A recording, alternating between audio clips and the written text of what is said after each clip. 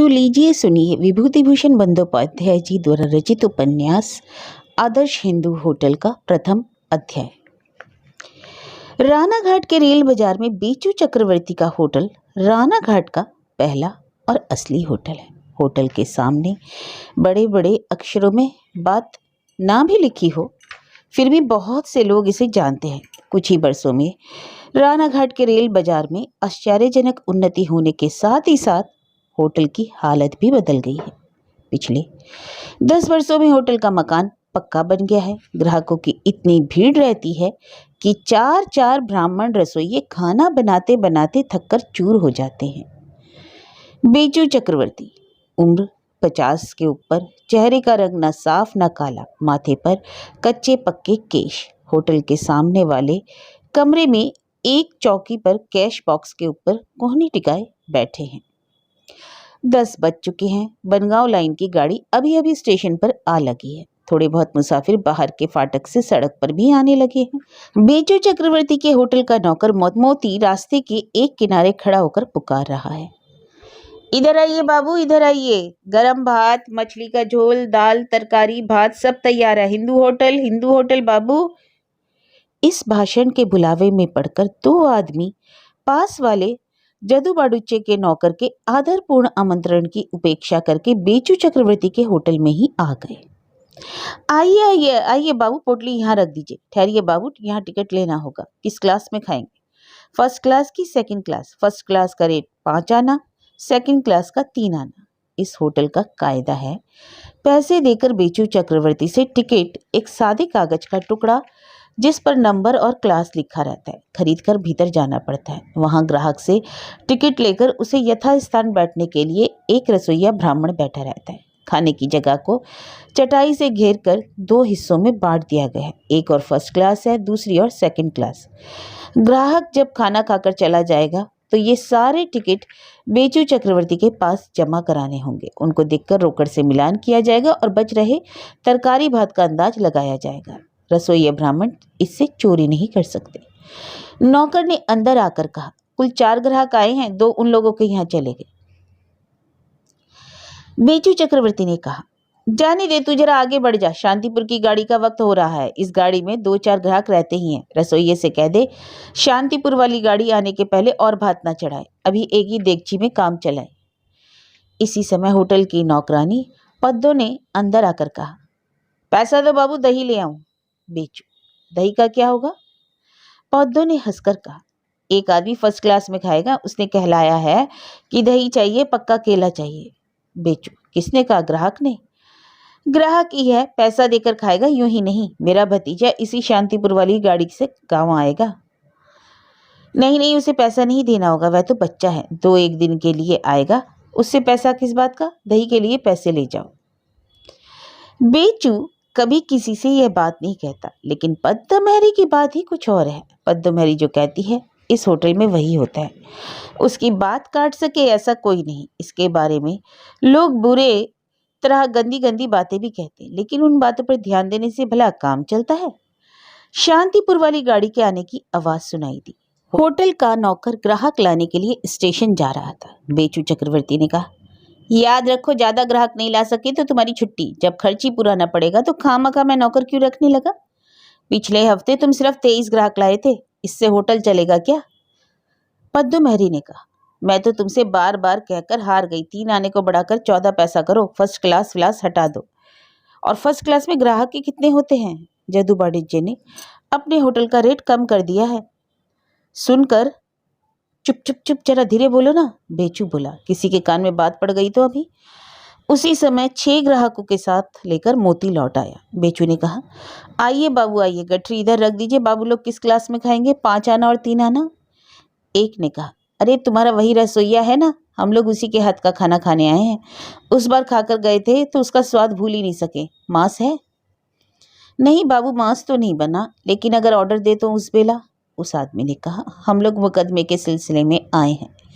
अगर पुड़ामा और सिद्धेश्वरी की इच्छा से जीत गए तब तो आज हम लोगों को होटल में रुकना ही पड़ेगा। कल वकील के यहाँ काम है, तब हमें शाम को 3 सेर मांस चाहिए, लेकिन बनवाना उसी रसोइये से, नहीं तो हम लोग दूसरी जगह चले जाएंगे। जब ये लोग टिकट लेकर खाने के कमरे में चले गए तो पद्दो मेहरी ने कहा, मुंह जला रसोइया कहीं सुन ले तो। जाने क्यों तो लोग उसके रांधने की इतनी तारीफ करते हैं, मुंह के रांधने में ऐसा है ही क्या। बेचू बोला, भीतर भीतर से जरा सारे टिकट तो ले आओ जाकर, इस वक्त का हिसाब निपटा लूं। अब तो इस समय कोई गाड़ी है नहीं, 1 बजे वही मुड़ोगाछा लोकल है। पद्दो, क्यों आसाम मेल? आसाम मेल में अब उतने ग्राहक आते कहाँ हैं? पहले तो आसाम मेल में हर रोज 8-8 10-10 मिल जाते थे। ना जाने बाजार की क्या हालत हो गई है। पद्दो मेहरी अंदर जाकर रसोइया ठाकुर से टिकट ले आई। आकर बोली, देखो मजा, फर्स्ट क्लास की जितनी दाल थी सब खत्म हो गई। ये सारी कारसाजी हजारी ठाकुर की है। इधर ये ग्राहक लोग तुम ऐसा रांधते हो वैसा रांधते हो कह कहकर आसमान में चढ़ाए देते हैं। तमाम वाहियात बातें जो मुझे फूटी आंख ना सुहाती। अब मैं दाल का क्या उपाय करूं बताओ? क्यों, कितनी बची है दाल? किसी तरह खींच तानकर 3 आदमियों के लिए होगी। और कितने आदमियों के अंदाज से तुमने दाल दी थी? फर्स्ट क्लास के लिए 10 आदमियों के अंदाज से तो मूंग दाल दी थी और सेकंड क्लास के लिए 30 आदमियों के अंदाज से मसूर और खेसारी की दाल। बुलाओ हजारी ठाकुर को। पद्दो मेहरी हजारी ठाकुर को अपने साथ ही लेती आई। उसकी उम्र होगी 45-46। इकहरा चेहरा, काला रंग, देखते ही जान पड़ता है कि आदमी निहायत भला मानस है।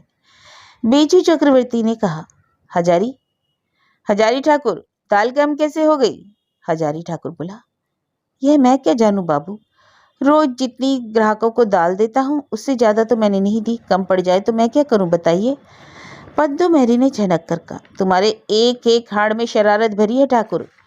मैंने साफ देखा था कि उन ग्राहक बाबुओं के मुंह में से अपनी रांधने की तारीफ सुनकर ढेर ढेर सी दाल उड़ेल दे रहे थे। जान पड़ता है उन लोगों ने बख्शीश में कुछ रुपया पैसा भी दिया है तुम्हें। हजारी, बख्शीश? इस होटल में कितनी पाता हूँ, देखती तो हो पद्दो दीदी, 5 साल से यही हूँ। कोई एक बीड़ी भी देता है पीने को? तुम्हें सिर्फ मुझे बख्शीश पाते ही देखती हो। पद्दो, सामने खड़े होकर जबान तो ना लड़ाओ, कह देती हूँ।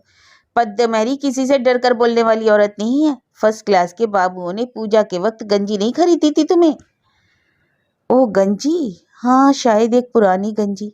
बेचू चक्रवर्ती, जाओ जाओ ठाकुर, बेकार मत बको, ज्यादा ग्राहक आएंगे तो दाल की कीमत तुम्हारी तनख्वाह से काट ली जाएगी।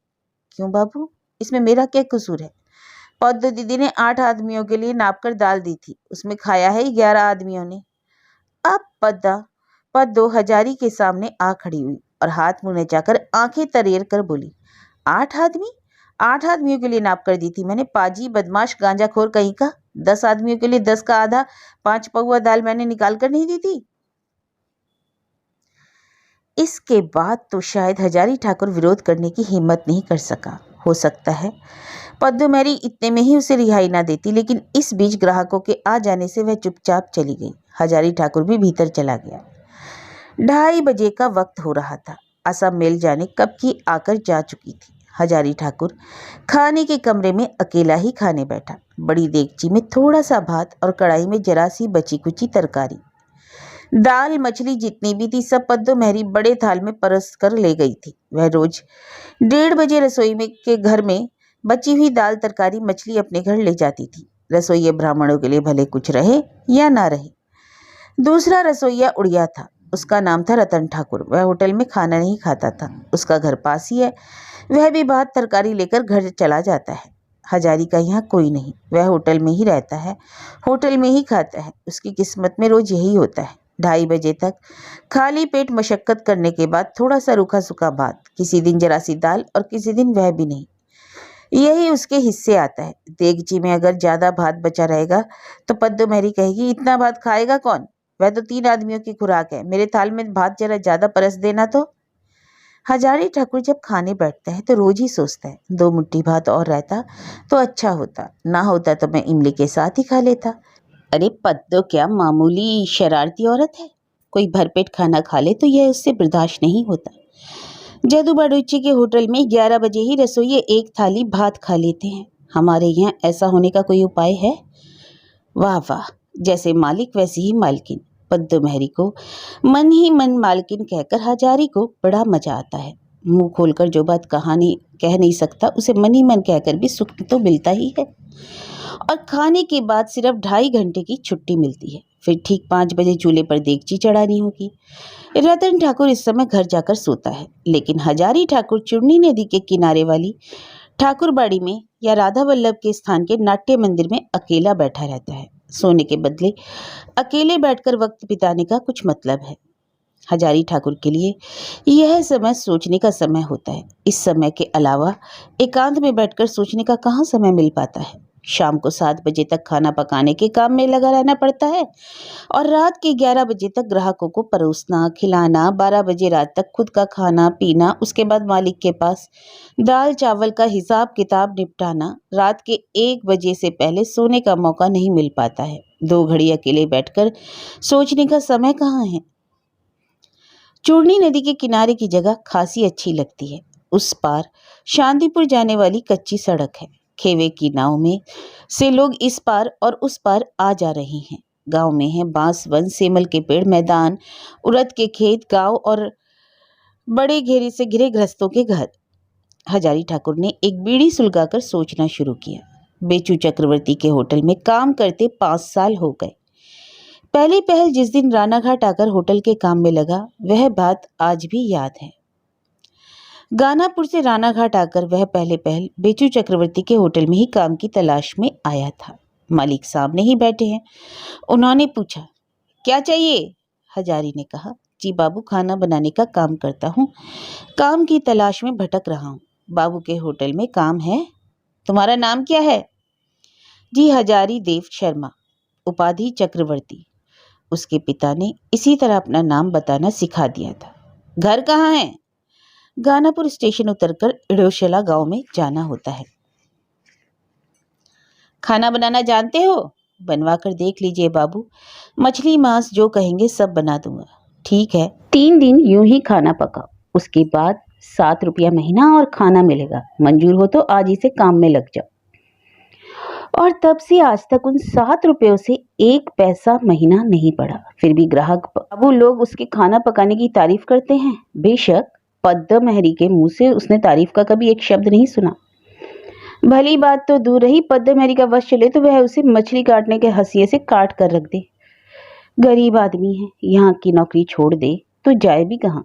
जाने दो, इसके लिए इतनी फिक्र भी नहीं करता। उसके मन में एक बड़ी आशा है, भगवान अगर किसी दिन वह आशा पूरी करे तो उसके सारे दुख दूर हो जाएंगे। होटल का काम उसने खूब अच्छी तरह सीख लिया है। वह खुद एक दिन एक होटल खोलेगा और होटल के बाहर लिखा रहेगा, हजारी चक्रवर्ती का हिंदू होटल, रानाघाट, ग्राहकों के आहार और विश्राम की सस्ती जगह। आइए, देखिए और परीक्षा कीजिए। मालिक की तरह तकिए पर टेक देकर बैठा बैठा वह टिकट बेचेगा। रसोईया ब्राह्मण और मेहरी नौकर उसे बाबू कहकर पुकारेंगे। वह खुद बाजार जाकर मछली और तरकारी खरीद लाएगा। इस होटल की तरह सारी जिम्मेदारी नौकरानी पर नहीं छोड़ेगा। ग्राहकों को बढ़िया चीज खिलाकर खुश करके पैसा लेगा। उसने इन कई वर्षों में अच्छी तरह देख लिया है, लोगों को बढ़िया चीज बढ़िया खाना मिले तो वे 2 पैसा ज्यादा देने में भी हील हवाला नहीं करते। इस होटल की तरह धोखेबाजी का काम मसूर की दाल के साथ खेसारी की सस्ती दाल की मिलावट वह नहीं करेगा। अपने होटल के लिए सड़े गले बैगन और बर्फ में दबी रेल चालान की मछलियां चुन चुन कर नहीं खरीदेगा। यहाँ ग्राहकों के आराम का कोई बंदोबस्त नहीं है। जो लोग आराम करना ही चाहते हैं वे मालिक की गद्दी पर बैठकर एक आध बीड़ी फूंक लेते हैं, लेकिन उसे लगता है कि आराम का अच्छा इंतजाम होना चाहिए। उस होटल में ज़्यादा ग्राहक आएंगे। बहुत से लोग खाने के बाद जरा लोट पोट लेना चाहते हैं। वह अपने होटल में खुदरा ग्राहकों के आराम के लिए एक अलग कमरा रखेगा। वहाँ चौकी और शतरंजी और चादर बिछी रहेगी, तकिया रहेगा, तंबाकू पीने का बंदोबस्त भी रहेगा। कोई थोड़ी देर सो जाना चाहे तो आराम से सो सकेगा। खाओ पियो, आराम करो, तंबाकू पियो, चले जाओ। रानाघाट के किसी होटल में ऐसा इंतजाम नहीं है, जदू बाड़ूजे के होटल में भी नहीं। रोजगार अच्छी तरह से चले, इसके लिए इन सारी बातों की जरूरत होती है। नहीं तो रेलगाड़ी के समय स्टेशन पर जाकर आइए बाबू अच्छा हिंदू होटल की रट लगाने से कहीं ग्राहक आया करते हैं।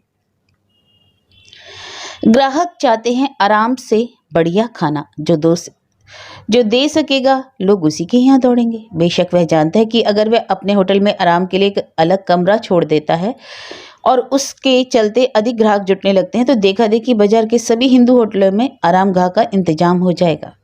फिर भी एक बार नाम कमा लेने पर जिसका नाम पहले हो जाएगा उसे तो सुविधा होगा। सिर्फ ग्राहकों के आरामगाह की बात ही क्यों, हजारी के मन में और भी जाने कितनी बातें आती हैं। जो लोग मामले मुकदमे के सिलसिले में आते हैं वे दिन भर की भाग दौड़ के बाद खा पीकर हो सकता है थोड़ी देर ताश खेलना चाहें।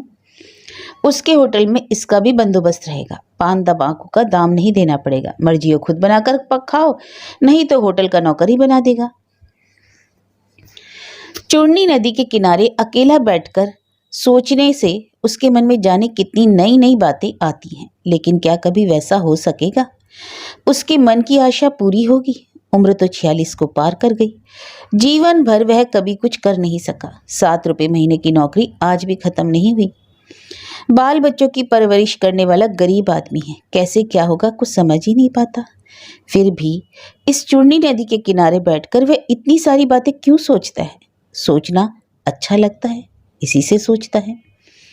लेकिन उम्र हो गई है, इसी कारण निराश होने वाला आदमी वह नहीं है। 46 साल की उम्र कोई वैसी उम्र नहीं होती। अभी वह बहुत दिनों तक जिएगा। काम में उसे उत्साह है। अगर वह एक होटल खोल सका तो दिखा देगा कि किस तरह नाम कमाया जा सकता है। होटल खोलने के बाद मर जाने में भी उसे दुख नहीं होगा। समय हो गया, अब ज्यादा देर बैठने से काम नहीं चलेगा। पद्दू महरी ने अब तक चूल्हे में आग सुलगा दी होगी। देर से जाने पर झिड़की उसे ही खानी पड़ेगी। और वह कैसी चुगली शिकायत करती है। मालिक से उसने शिकायत की कि वह गांजा पीता है, जबकि गांजे को वह कभी छूता नहीं। लौटती राह में छोटे बाजार में राधा वल्लभ का स्थान है। हजारी ठाकुर रोज इस समय यहाँ आकर प्रणाम करता है। बाबा राधा वल्लभ, तुम्हारे चरणों में पड़ा हूँ देवता, मेरी मनोकामना पूरी करो। पद्दू महरी से झाड़ू खाना अब और बर्दाश्त नहीं होता। इन्हीं मालिक बाबू के पास पद्दू महरी को दिखाकर मैं होटल खोल सकूं। होटल में लौटकर उसने देखा रतन ठाकुर अभी तक आया नहीं है और पद्दू महरी चूल्हे में आग सुलगाकर कहीं चली गई है। बेचू चक्रवर्ती ने दिन की नींद पूरी करने के बाद घर से लौटते ही हजारी को पुकारा। अच्छा सुनो, आज हमारे यहाँ कुछ बाबू लोग मांस खाएंगे, भोज उत्सव करेंगे। वे मुझे पेशगी दाम भी दे गए हैं। ऐसा करो कि सरे शाम सब कुछ तैयार हो जाए। मुर्शिदाबाद वाली गाड़ी से वे लौट भी जाएंगे। बात याद रहेगी ना, रतन अभी तक नहीं आया। हजारी को इस बात का दुख हुआ कि बेचू चक्रवर्ती ने उससे यह बात क्यों नहीं कही कि तुम्हारे हाथ का बना खाना बहुत अच्छा होता है, इसलिए मांस तुम ही पकाना। वह जानता है कि ये लोग उसकी रसोई की कभी तारीफ नहीं करते और यही रांधना सीखने के लिए उसने जाने कितनी जहमतें उठाई हैं। उसने बढ़िया खाना बनाना किस तरह सीखा, इसका तो एक इतिहास है। हजारी को याद है उसके एडोशाला गांव में उस जमाने की एक बुढ़िया ब्राह्मण विधवा रहती थी। उस समय हजारी की उम्र लगभग 9-10 साल की थी। खाना बनाने में उनकी सिर्फ मामूली शोहरत ही नहीं थी, गैर मामूली नाम भी था। गांव के बाहर भी बहुत सी जगह में लोग उनको जानते थे। हजारी की माँ ने उनसे कहा, चाची जी आपकी तो अब उम्र हुई, जाने कब आपका बुलावा आ जाए। अपना गुण आप मुझे दे दीजिए, मैं हमेशा आपका नाम लेती रहूंगी। उन्होंने कहा, अच्छा बहू, मैं एक चीज तुझे दे जाऊंगी। आज मैं तुझे बताऊंगी कि निरामिष पंचमेल भुजिया किस तरह बनाई जाती है।